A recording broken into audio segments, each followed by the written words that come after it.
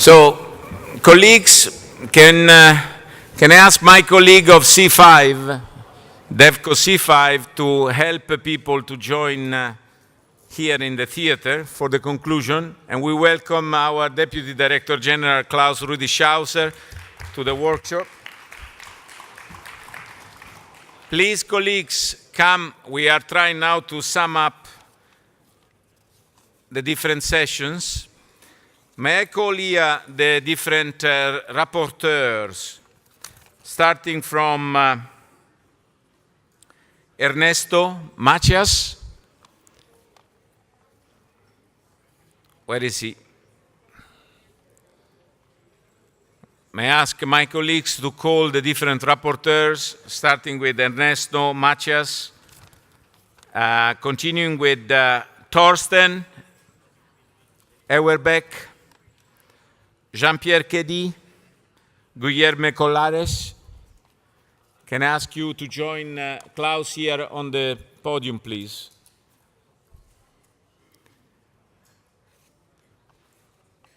So I would like to ask the different co-chairs, why so difficult after a coffee break to get people back to work?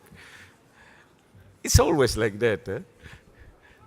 I think we should electrify the coffee cups so that after a certain time they start giving shocks. Please, colleague, come join us. Can I call to the meeting? Certainly, I would like to have here Gianpaolo Silvestri, who is here. Thank you. Ernesto Macias. Please join us, Ernesto. Can I ask Thorsten to come here? You are there, and so I need just Guilherme Collares. He's here. Thank you, Guglielmo. And of course, Jean-Pierre Kedy. Jean-Pierre, can you join us? S'il vous plaît. So, now we are at the session of wrap-up of the breakout sessions and presentation to the plenary. So what I still missing is the plenary. Can I ask my colleagues, Camilla, Georgios, to make sure that people are coming in the room, please? And so after this wrap-up, we will ask our Deputy Director General, Klaus Rudi Schauser, to deliver some conclusions. But before we start on this reporting, I would like to say one word, actually two. Thank you. Thank you, because you have been the main actors of this 2 days workshop, which has been very, very valuable to the European Commission. We have taken notes of comments yesterday, and no doubt in every one of the 4 different groups, you have been spied by our people of DG DevCo because they had to take notes on how to improve our proposal. We listened yesterday to a number of comments. I will not go back to that. I certainly can recall 2 or 3 big items. One, gender perspective. The second one, and I apologize again because in this panel there is something wrong, but I don't know, this is not my fault. The second point has been capacity building. You certainly recall that this was a very big issue coming up from all discussions. Capacity building of small entrepreneurs in the partner countries to come up with valid proposals and team up in a twinning arrangements, perhaps with European business actors. This was the second main area, and we have taken due note of that. And then there was a number of other issues that we will certainly look at the proposal. But the main thrust of the proposal has been, I believe, endorsed by all of you, that is to be as market-driven as much as possible, to be as close as possible to the market mechanism of a senior loan provider, and we have just to tap in with a gap, that kind of financial gap, and of course, capacity building that is so much needed technical assistance will be part of that, and we are all bound to this. But now, with no more words from my side, I would ask the panelists, actually the rapporteurs, to report. And I would like to start from Giampaolo Silvestri. Giampaolo, of course, will report on the breakout number 1, civic society role to guarantee socially viable rural electrification projects. Please, Giampaolo, come. Okay, thank you very much. There is a presentation. Okay, perfect. No, the discussion and the debate in our panel was very fruitful, very interesting, and we tried to put very few recommendations on which, according to us, it's important to work in the future. The title of our panel was Civil Society Role to Guarantee Socially Viable Rural Electrification Projects. But we tried to change the title and in how can electrify, reduce poverty and boost development in poor countries. Because this is the point of view of the civil societies. Because you are in DevCo, Development Cooperation Direction, and we are talking about development. This is the point, our starting point. And all the recommendations are in this line, according to this line. Electrify is welcome by civil society as an important tool to help rural electrification. The role of a civil society in the working document is not defined, and we see this a big opportunity to contribute to improve the document. The page, the chapter of a civil society is a white page. Now you have to write. This is the moment. Some recommendation. First, it's important to recognize the civil society role in the access to sustainable energy. This is the first point. In all the intervention, according to all the panelists, the role of a civil society is necessary, is essential, if we want to get the results of these instruments. Second, introduce a role for local social business in the document and local enterprise with attention to the gender. We hope that in the implementation phase there will be a role for the gender, not in the panelists there is no role, but in the implementation of the program there will be a role.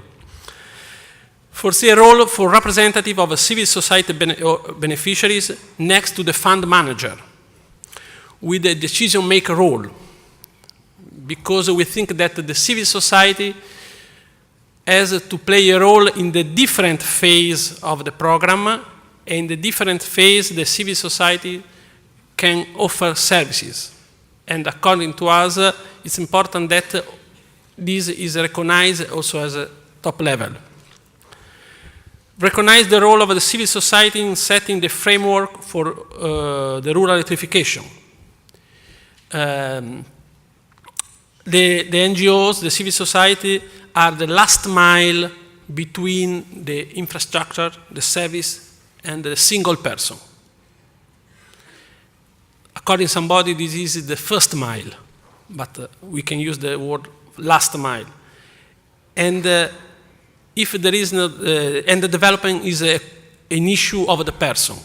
If there is no the development of the person, there is no development. This is very important. So the civil society can play a role in the last mile community engagement, in the needs identification, in the capacity building and training of the local organization, of the communities. Recognize and promote the civil society role in energy demand creation and service delivery. This is a task that usually the NGOs, the CBOs, they play every day in the communities. It's important to improve the eligibility criteria for recipients. These criteria should include measurable poverty reduction and social sustainability among them. So it's very important. Otherwise, it's only a financial instrument. And we are talking about development. It's important to try to measure this development. Foresee possibility of funding civil society in Electrify program. Because in this mechanism, in this moment, there is nothing. These are the main recommendations. We think there is it's an opportunity.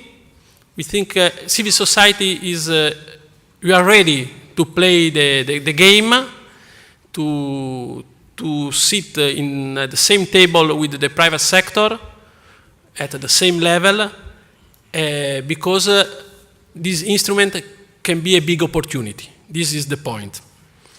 There are other more detailed recommendations that in the mechanism, and they are able to work on this, and we needed also a contact to send this more detailed recommendation. But the main points rise from the discussion are these. Thank you very much. Thank you very much. Thank you very much, Gianpaolo. I think these are very, very useful 7 points, and I'm sure that we will give you all the email addresses to get very specific and detailed recommendation. May I ask now the rapporteur of panel breakout session number 2, Ernesto Machas, to come to the podium and tell us about rural electrification as emerging business. Did you change the title? No. We can't change the title now, but the question is that obviously this workshop was somehow could be understood as frustrating, because obviously it's not enough time to really discuss so deep issues. So I hope in the coming future we could be more specific, trying to really cover many aspects of this very, let's say at the end, sophisticated situation. The solutions, well, I would like to start saying that there is not an individual solution. Sometimes I have had conversations with new companies that want to take part of this business, and they ask me for, which is the business model? how I can enter this market? And I say, okay, business models are as many as any individual project, but that this comment, let me go to the point. You know, first of all, there is not a single formula, as I said. Obviously, the ABC concept is good, but we need to be flexible regarding this, because obviously, perhaps you can't achieve the whole thing. Although, obviously, you know, if you can go to a wider solution, it's fantastic. But the question for me, or for us, what it is understood, it's absolutely key. We talk very, very much about the civil society. Civil society, the most important part of the civil society in every project, when we want and we implement a solution in a village or in a region, is to have a real deep knowledge. And not only the knowledge, but the involvement, the commitment of the users and the stakeholders to understand which is the social, economical situation, to really define a project that can be really viable in those conditions, understanding that with the project we will improve the conditions as one of the objectives. Not only we made a reference about in the past, normally the rural electrification projects were extremely linked to the concept of lighting programs. We are not only talking about lighting programs, and one of the key issues that has been commented frequently is we need to go for a productive use of the energy, of the electricity. That it is, we understand that this project and this opportunity to electrify is very challenging, but what we need to do is to really make very good projects. Never mind if they are small or more power per person or less power per person, but we need to really commit with the needs and try to establish very clear targets in terms of what we can expect from every project, and to really, this stability or this feasibility of the project has to be warranted. And the factor number one, as I said before, is a real involvement and commitment of the population. There were some examples regarding other projects, even out of Africa, where the first phase is to really determine how much people can pay, what people need, what they will wish, and how can these projects be flexible enough to grow in the coming years. It's one of the absolutely key issues. We are not implementing a project for 25 years. I think that's not the issue. Must be a kind of seed that we put on the ground, and it has to be flexible enough, and the structure of the project has to be in financial terms and technical terms, but because the technical terms obviously is a relevant issue. They are not a single solution. We need to, when we talk about renewable energy projects in developing countries, obviously place by place, are we able to really optimize the natural resources, sun, wind, water, biomass, or whatever? Do we have to use diesel? Well, unfortunately, as I said, we will not be able, after this meeting, to say, okay, the formula is you need to combine these elements and the equation is perfect and we save all the incognites. The size of the projects, we understand that to be operative, we shouldn't say the project must cover all needs, all sizes, because obviously we need to have a kind of critical mass. And in the session, Georgios made a suggestion, perhaps if we can't really achieve, because or there are local entrepreneurs that should be involved in the project, and it's too big, we can put together some entrepreneurs and make a kind of consortium. And he made a nice comment: if you want to make things faster, you can go alone, but if you want to be in the long term, you need to go together. I think it's an excellent comment that I would also like to. It takes time, but I think the time for the project preparation is the most important time. So the real deep analysis of what we have, what we would like to have, and the resources we have, in order to really make a perfect design to start and to understanding that we should grow.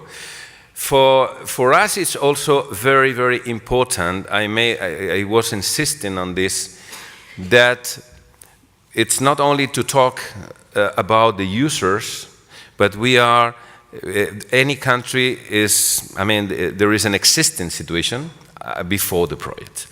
So I made a comment regarding one of my previous experiences regarding big projects financed by the World Bank or from any other entity, and there were some resistance from the local actors in those countries as they saw the project as a real threat for their business. So one of the things I think it's important is to integrate in the project as many real actors up to date in the country as we can.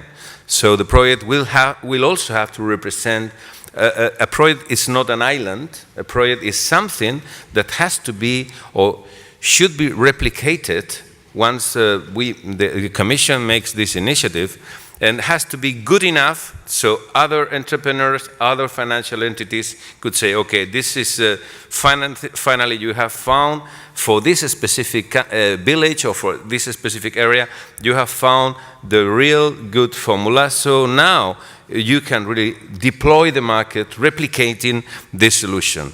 So we can't think about the future only waiting for subsidies or initiatives coming from abroad.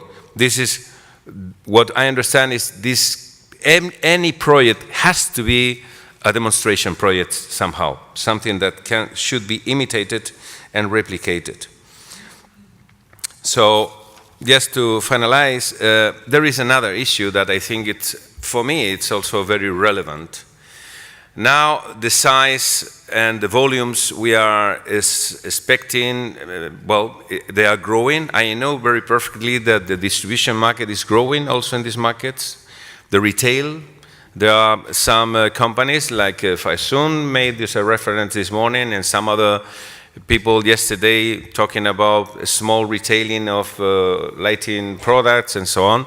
So this is also very important that we need to take into consideration. But the other thing, understanding that a lot of new funds will come, is one of the arguments we used in Europe to promote the feed-in tariff systems in front of our governments. And at those times, I remember, I was the president of the European Photovoltaic Industry Association, was, well, we need the feed-in tariff because obviously we will provide clean electricity to our countries, but more importantly, we will promote R&D and we will promote industry locally in Europe, so we will take a big return on this investment. We shouldn't forget this argument in developing countries even more than in Europe, because this could be an excellent excuse to facilitate the growth and the new companies producing locally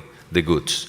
It doesn't make any sense if the markets in the coming future, we will talk about gigawatts in Africa, they shouldn't be sending from abroad. They must be produced locally.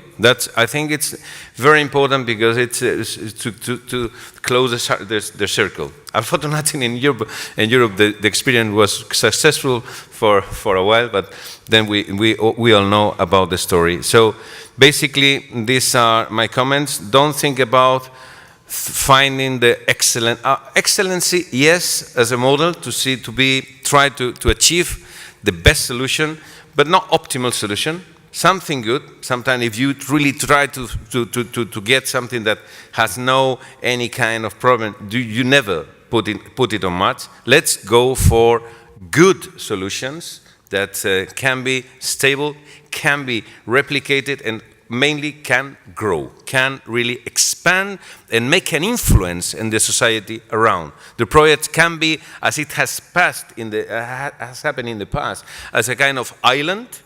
I have seen sometimes a little town where they have a school with internet and everything, and 20 meters away people had no light in the homes. This is absolutely nonsense. Okay, thank you.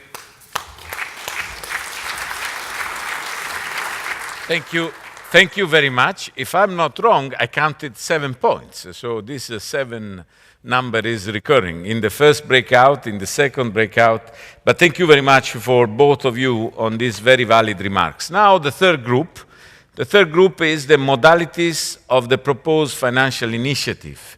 And that is mainly financial. Torsten, also on behalf of the other co-chair, why don't you tell us what were the deliberations? Maybe 7.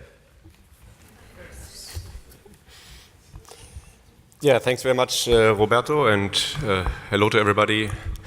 Yeah, I think we had a very good exchange. It was, as one participant said, maybe a rather technical meeting, but I guess you cannot avoid it when you talk about the structuring of financing, that it becomes, to a certain degree, somehow a little technical. We had different, very interesting presentations on how Electrify could be further developed, and also how other initiatives can support Electrify. I think this was a very good exchange already we started the session with, and I would like to thank once again the colleagues, the panelists who contributed to this. This was followed by a quite good and intensive discussion and exchange on some aspects. I would like to highlight the ones which, in my understanding, are the most important ones. So the first one was that there's several colleagues here in the room who really said that funding is usually available, but not really for smaller scale projects. And this is certainly something we have to bear in mind, and this is also certainly something in which Electrify really wants to contribute. And then there is different ideas how this could be also addressed. One idea was that we could think about using, for example, carbon credit finance to improve the financial viability of projects, keeping in mind that, of course, we have, for the time being, a problem with the prices in the carbon market, but nevertheless, there is still some money also available, also ODA money, willing to finance carbon certificates. So this is one option. And the other point which we highlighted is that senior debt should be there in all cases. In order really to have a complete financing package, this is an important issue, and it is certainly easier to procure and to come to senior debt if you have convertible grants and then subordinated debt in place and as an instrument that can be made available. And this is especially important since senior debt usually doesn't look at early stage projects, right? So this is also an important aspect where this initiative can certainly bring added value. And I think with this, then I can also somehow close that it is important that in the overall structuring of these project proposals, you have a consistent financing package that also has to be somehow put together, and there we have to think about also how the project developers can be supported in bringing this together in the end in order to have the financing capacity for these specific rural electrification projects. Thanks very much. Thank you. As you would expect from people dealing with finance and figures, the points were only 3 instead of 7, but I think very, very important ones, and all the staff in DEVCO C5 are taking due note of all these suggestions to improve the proposal.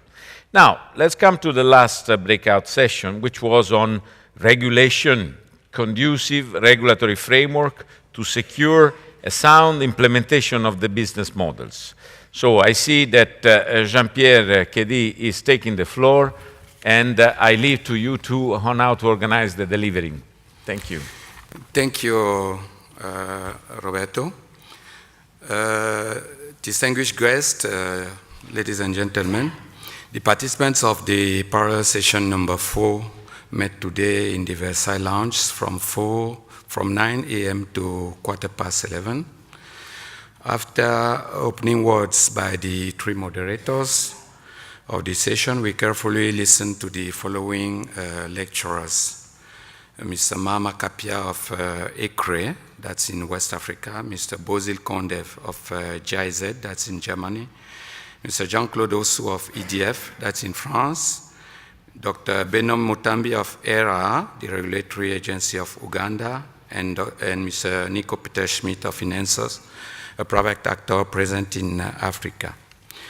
From our enthusiastic discussions on how to enable a conducive regulatory framework around our new financial model named Electrified, we came to the 4 following recommendations. First, in political support, we agreed that political support should be implemented through master plans, through strategy of rural electrification, and also through coordination of various actors and stakeholders.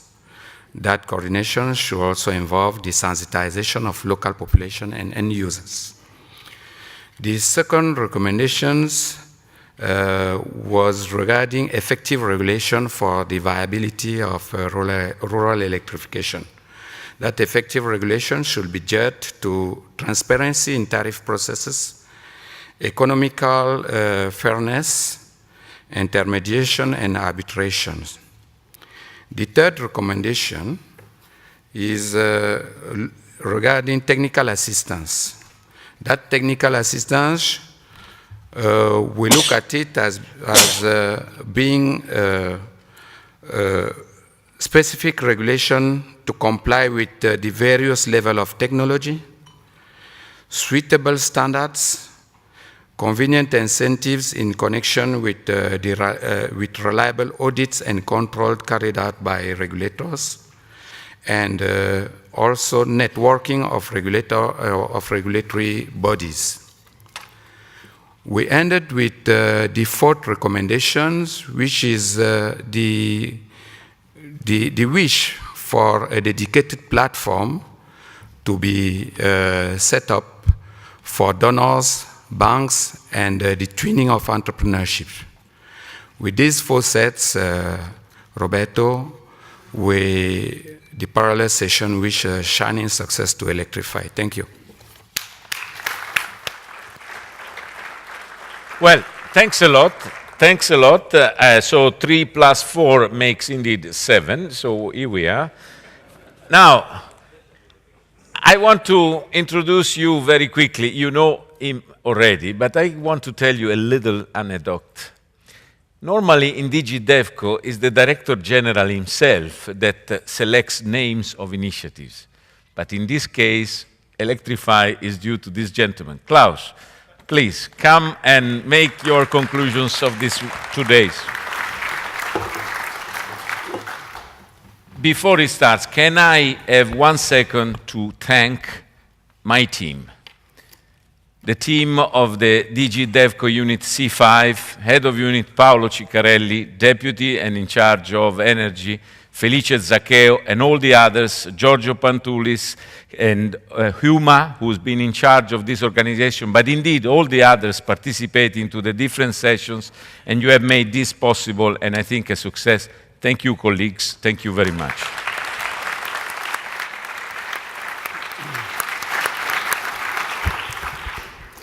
Okay, dear colleagues, friends, dear everybody, let me start by precisely echoing Roberto's thanks to all the colleagues, and I have to do that in particular because it was my idea to hold this workshop, so I put the workload on my people, and I really see that this was a great success, so thank you very much to everybody, but also to all of you who attended. Let me just briefly tell you why we did this workshop.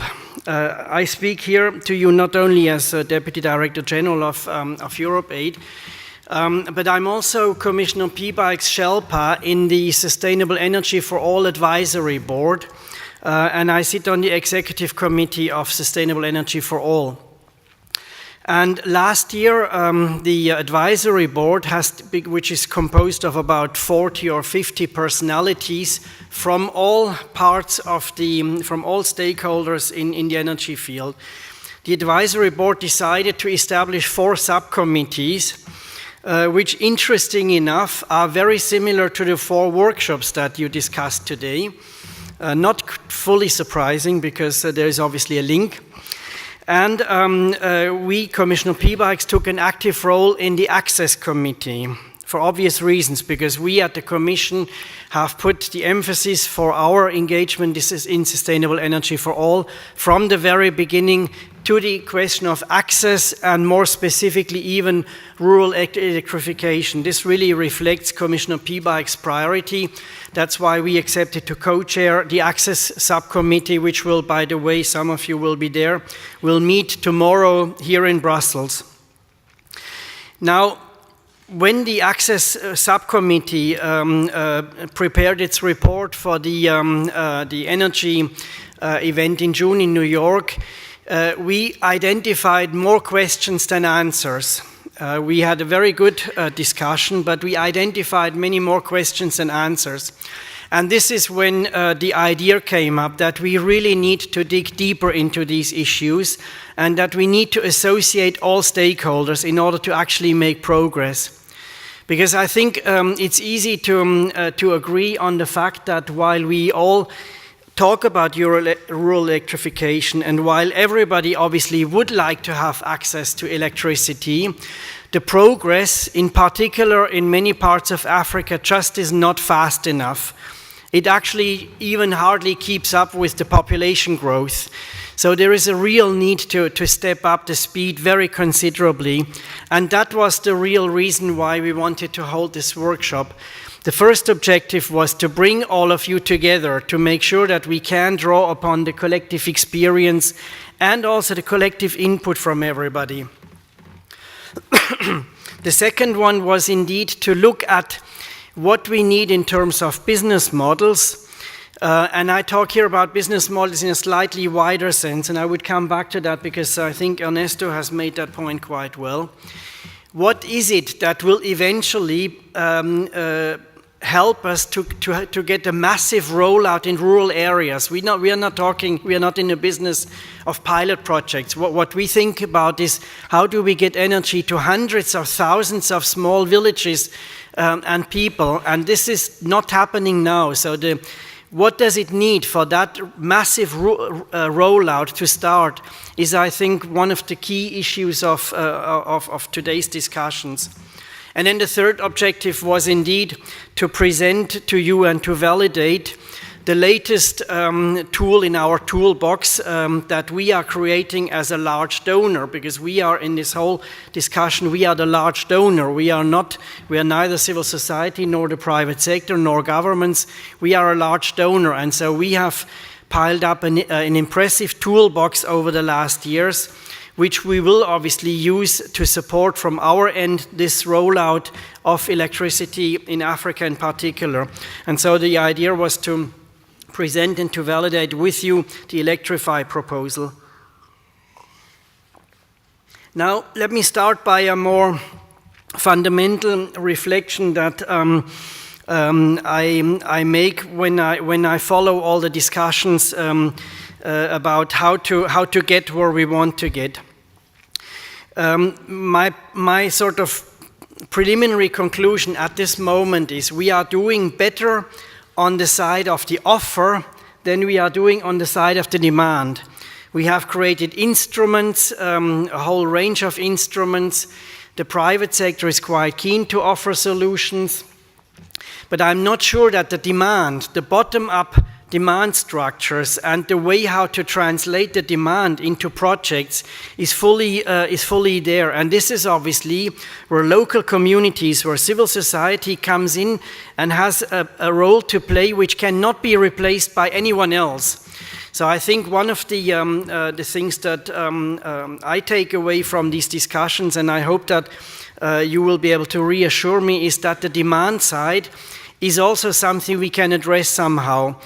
We have had with our energy facility, I think, quite a success in a lot of projects, and so with something like 300 million, we are funding 150 projects in Africa in particular, which have given access to something like 13 to 15 million people. That means we have already achieved scale. And by the way, if you make a very simple calculation, 300 million euro for 13 million accesses means just over 20 euros of donor money to get access, to give access to people. That is something which I think is positive, because it means that it's doable. We don't talk about huge amounts of money per access granted, we talk about very manageable amounts of money. Excuse me. Now, the demand side really is something that I think we should give a bit more attention to. I understand that there was a lot of mention here about gender equality. It is clear that obviously the role of women, but of civil society and local communities in more general, is extremely valuable. And maybe that should be the subject of the next workshop, how to promote this demand side. So that's just one reflection I would like to leave with you, but it links in with another one. We still seem to be struggling with the very small projects, these projects below 500,000 euros or even below 100,000 euros. Our instruments cover from the very large project to that level down. We seem to be able to have quite a good coverage. But how to finance the very small projects, many of which are absolutely necessary, is still a question. And that brings me back again to the role of civil society, including women, because these very small projects need different approaches. They don't need big financing institutions. They need small local initiatives. And this is an area to which I think we have to pay attention. Now, just very briefly to echo what I took away from the 4 workshops. I think I've already talked a lot about the civil society role. I think what is really very important is this idea of the last mile, how to do the last mile. And that includes also creating small local business. Now, on that one, in addition to our activities on energy, Roberto and other colleagues of his are in charge of our private sector strategy, which aims at strengthening local private sector in our partner countries. So we are also working on that end of creating a local, decentralized private sector. What I take away from the business workshop, and I think Ernesto made the point very well, a business model is not just a piece of paper that a private company does. A business model actually needs a range of stakeholders being part of that and being involved in it. Otherwise, it will not work, at least not in countries where this is not yet sort of a routine where all the structures are existing. So I think that's a very important point, that business models are not a standalone thing of one partner, of one stakeholder. As to the financing workshop, I think that it is clear that we are being more and more successful in producing instruments where we can, with relatively limited amount of donor money, leverage much more money from other sources. And this seems to be quite successful. I'm sure the other instruments that we have, like GRF, like our blending facilities, have been mentioned. But as I said, where I still see a small gap is the very small projects, and how to maybe group small projects into manageable, or let's say, into groups of projects that could be managed by small and intermediate financial institutions. That seems to be an area that we need to still pay attention to. And finally, let's not underestimate the question of the regulatory framework. I think we have to recognize that in many countries, it is not yet there in such a form that it is sufficiently conducive. And so that requires a lot of attention. Now that's something that we can pick up as a donor. Therefore, we have created our technical assistance facility, which is available, which is already being deployed to a number of countries who have requested to benefit from it. And that technical assistance can help governments and regulatory bodies to get the framework to a point where everybody then can come in, because it's clear for everybody what are the rules of the game, what can they count upon, what kind of support, is there a master plan, so that people can fit with their projects into a wider framework. And this is obviously something where we see a very strong role for us as a major development donor. So I think these workshops have really contributed, in my view, to the state of art, and tomorrow at the Access Committee we will be able to report on this and to see that we are actually making progress between our high aspirations and the real problems on the ground. Let's face it, we are 2 or 3 years down the line with SE for All. We have not yet really managed to hit the ground in a very widespread, in a wide rollout, and in a clear idea of how to do it. And just in a few days' time, our American friends, together with the World Bank, will hold a similar workshop in the US. And I hope that from there also we will get some additional insights on how to move forward. So my conclusion on this is really that the basic idea of sustainable energy for all is the right one, because what is it? It is to create a grand coalition between the private sector, civil society, governments, and donors. And if we actually make sure that every actor plays his or her role fully in such a grand coalition, then we can actually make a big difference. And then we can, I think, significantly scale up what is happening already today, but we need to scale it up. if we want to reach the target that has been set and that President Barroso has been set for Europe, which is to connect 500 million additional people by 2030.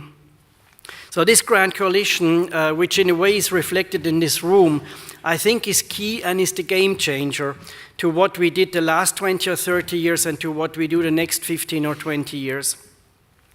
Now let me just add one side consideration, but which is not unimportant. When I was in New York last week, I attended an event on climate finance, and now I'm talking about climate change. There is a high-level ministerial group which is addressing this specific issue, and they were looking out for ways how to mobilize money for climate finance. They looked at something like 80 proposals proposed by banks, by the private sector. The European Investment Bank has presented one, etc. And they came up with 7 promising models how to step up climate finance. Now guess how many of those 7 were on energy? 5 out of 7 are on energy. So energy is also going to be a game changer for climate change. And in that sense, there is a mutually reinforcing tendency, in my view, which will certainly help us to mobilize more money with better instruments, both to grant energy access, which in this case is our first priority, but also as a wider contribution to climate finance. So I think it's also useful just to recall this link. But to conclude, our first objective is to make sure that we can do what we can to bring everybody together, to bring energy to those who don't have energy. So thank you very much for your very active participation. I will be very interested to look at the more detailed results of the workshop, but I'm sure that we have made a big step forward. So thank you very much.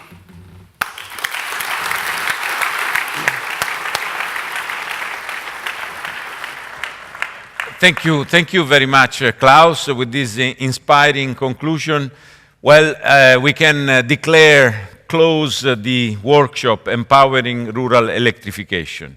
What will happen now is that we are still open for written contribution by emails, and the 4 group leaders, of course, can do that, but each and every one of you can still contribute in actual wording terms and concrete changing of the model that you have been discussing for the last 1.5 days to what we are going to do. We will certainly deliver the proceedings of this conference, what is happened yesterday and this morning, to all those registered as participants, and we will take from there. As Klaus said, there are many initiatives that should not compete, but in fact this coalition idea is exactly, and tomorrow at the Access Committee we will call partners to work together with us, or us to work together with other partners, and therefore trying to blend the different proposals and having the same objective. It is just for me really again to thank those that have made all this possible. And I would like that they are perhaps making themselves visible to you so that you can recognize. Huma Manners, please, can you stand up? William Lindberg, William taking notes, William. Georgios Pantoulis, Camilla Paraskiv, Anastasia Oikonomou. Anastasia, where are you? And of course, Felice. Felice is the connoisseur of the tunnel of New York UN buildings. Now, these were the people in my domain that have worked under the inspiration of Klaus, and indeed the Commissioner Peebles, because everything started from him. And so the author of the Electrify title, Klaus, and that it is very important for me to thank him. The Alliance for Rural Electrification thanks a lot to the SecGen and the chair and all the members that attended.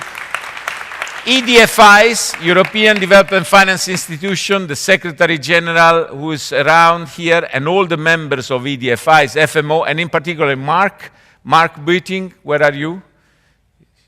Should be around. And these are the people that really made all this possible. But the last, not least, it's you. You have made this a success, and I would like to thank you immensely for your participation. And we declare the workshop closed. You are invited for lunch. Thank you.